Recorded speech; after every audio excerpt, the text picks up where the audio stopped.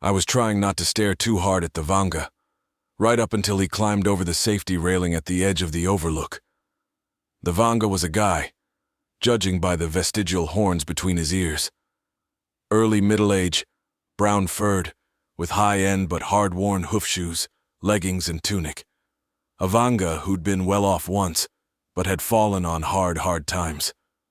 That might explain why he was climbing over the rail at the edge of a 1,000-foot scenic drop-off. He grabbed the railing with all four hands and clumsily swung both right legs over, then his left ones. He stood there on the edge for a moment, ears flicking in the breeze, those big meat-shear teeth bared at the sunset, obviously nerving himself for the big step. "Hey, bud," I called out to him, coming out of the shadows under the trees. "What's up?" He swung his head to me so quickly, I was afraid I'd startled him into a fall. "Stay back, human," he hissed at me. "Don't try to stop me." I pulled my hands out of my hoodie and held them up in a peace gesture. "Hey, no worries, man. I'm just asking what you're up to." The Vanga rolled his eyes, which means the same thing for Vanga as it does for humans, and said, "Isn't it obvious? I'm painting the fucking sunset." Withering sarcasm is another thing our species have in common. "Really?" I asked, easing in his direction. "It looks like you're about to paint the rocks down below instead."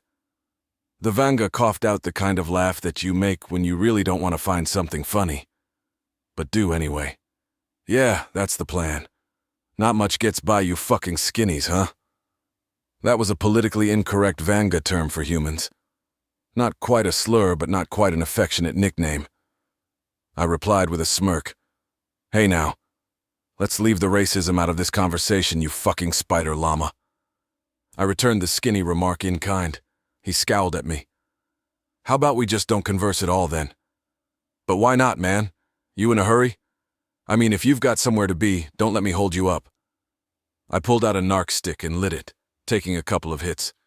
The Vanga just stared at me with a mix of curiosity and mistrust. "I don't think you're supposed to be smoking that," he said after a bit. I gave him a grin. "You gonna rat me out?"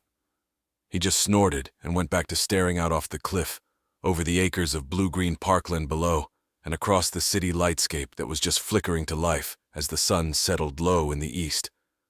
I heard him sigh. "As last sights go, you could definitely do worse than that," I said, leaning on the rail not too far from him. The Vanga was quiet for a while, then said, kind of tiredly, Yeah, you could." He craned his long neck to peer at the cliff base 1,000 feet below. I could see his back knees tremble just a little. I blew a smoke ring and watched the gentle updraft lift it and pull it apart. It was quiet up here, since the sable glider flocks were all up north for mating season. The bustle of the city was muted to a quiet background hum. Not unpleasant. Not unpleasant at all. The Vanga was still holding the rail with one hand. I let the quiet hang for a bit. The Vanga's breathing was kind of ragged as he kept eyeing that long drop, and I could see his knuckles clench and unclench on that metal rail. "So," I said, "you want to talk about it? What does it matter to you, human?" The Vanga's voice had an edge of bitterness, but just an edge. There was still something else there. "What does it matter to anyone?" I shrugged. "Ain't talking about me, man. I asked you if you want to talk about it. It's all on you, dude." The Vanga turned and glared at me, lips curled back in anger. "That's right, human. It's all on me. All of it. All my fault and all mine to deal with. Well, I'm about to fucking deal with it." I pulled out another narc stick and lit it, then offered him the filter end. "You want a hit, man? This shit'll chill you out some." He just stared at the smoldering spliff, mouth opening and closing a couple of times. Finally he said, "That stuff's illegal. So suicide, but I won't tell if you won't." The Vanga took the narc stick in one of his upper hands, holding it awkwardly, like it was a bug he'd caught and he wasn't sure whether it had a stinger or not. He lifted it to his muzzle, then stopped and stared at it for a moment. I've heard this stuff is pretty bad for you." I finished my own spliff and crushed out the butt under my heel. "Yeah, I've heard the same thing about jumping off cliffs." The Vanga grunted that same "this isn't really funny" laugh and stuck the narc stick between his lips.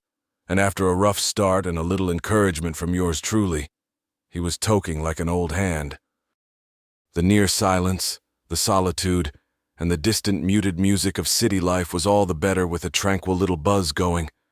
The planet's sun was huge and orange, so sunset took a while to finish, and while it was going on, the sky would do amazing things with color. To even call it art was to demean it. It was that gorgeous. The Vanga and I soaked it all in together, he on his side of the safety railing and me on mine. "One of the amazing things about the view from here," I said after a while, "is how small everything looks. Things that are huge and important down there are just tiny little shadows from up here." "Perspective is what you mean," the Vanga replied, the narc stick making him slow his words a little and taking some of the growl out of them. "You get perspective from here. Like, being at the edge of something so huge makes you realize that all those other big things in your life aren't really that much bigger than you after all." He swept the three hands that weren't holding the railing at the panorama before us, then stopped, as though groping with them. "It's like how being right at the edge of death, of knowing you'll be dead in just a moment, makes every other problem in your life look so much lesser by comparison." I grunted, nodding. "So death's a problem now rather than the answer." "Ah, fuck you, human, you know what I mean." He gazed down at the cliff base again, barely visible as twilight began swallowing us in the parklands below. His knees weren't trembling anymore, but that bottom left hand was holding tighter than ever to the railing. I gave him a moment, but not too long, just in case, and asked again, "So, you want to talk about it?" The Vanga blew out a long, gusty sigh, the kind that makes your whole body slump, then waved a hand in a motion that means the same as a human shaking their head. He closed his eyes and leaned his head back. "No," he said, "I really don't. But—" He swallowed so thickly he had to clear his throat. "I don't think I want to jump either. Not just now, I think I've got at least a few more days left in me." "That's good, man.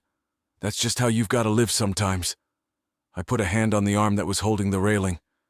"This world wants so bad to kill you and tries so hard that all you can do is say, 'Not today, bitch. Maybe tomorrow, but you ain't getting me today.'" That's good." One of the Vanga's ears flicked in amusement just a little bit. "I should tell it that." "Yeah, you should." I think I expected the Vanga to yell or something, but he didn't. He thrust out his upper right hand, finger pointing toward a cluster of buildings off in the city's business district. There were bank headquarters there, brokerage and trading houses, that sort of thing. "Not today, bitch," the Vanga said flatly, conversationally, as though informing a colleague of a simple fact. "Maybe tomorrow, but not today. Not today." "Cool, man. Very cool."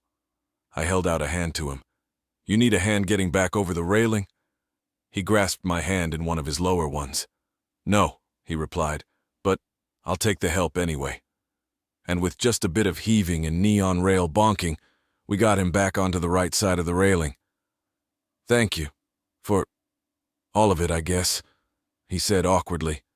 I waved that off. "No worries, bro. Glad to help. It's just one of those things. Life and all that shit, you know."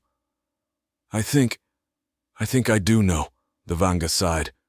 He looked a little embarrassed now, ears going flat and clattering his hooves in place.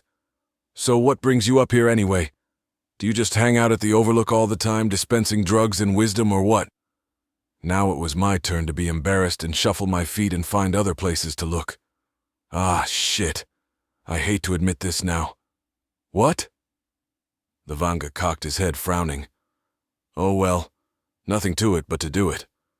I sighed and stuck a hand in my hoodie pocket. When I drew it back out, I was holding the junky Gauss pocket pistol I'd been carrying for the last 3 weeks. It was a cheap little pot metal slug thrower, but then I didn't need anything elaborate or durable for my purposes. I held it up for the Vanga to see in the fading light. The Vanga's eyes widened. "I'll be damned, human. You mean, you came up here for the same reason I did, to kill yourself, and pulling me back from the edge pulled you back too? That's so crazy." Now I was really embarrassed and jammed the pistol back in my pocket. "What? No, dude. I wasn't gonna off myself. I was up here to mug you." The Vanga's expression froze, ears stopping in mid-flick. "Wait, what?" "Yeah, man. No witnesses up here, no cops. I saw a well-dressed Vanga all alone and figured you'd be the perfect mark. I'd just stick the gun in your back and tell you, your money or your life, asshole. But then you climbed over that rail and I was like, well, shit, and, well, you know the rest. I twisted my toe on the ground. It was kind of hard to look him in the face after admitting that. There was a long pause, and then the Vanga was doubled over at the mid-body, slapping his front legs with all four hands and howling out laughter. "The joke's on you, asshole!" he gasped, pointing at me with an upper hand. "I am totally and completely flat-ass broke." I couldn't help snickering myself. "Yeah, well," I said, "the joke's actually on you, asshole, because I ain't got any bullets anyway."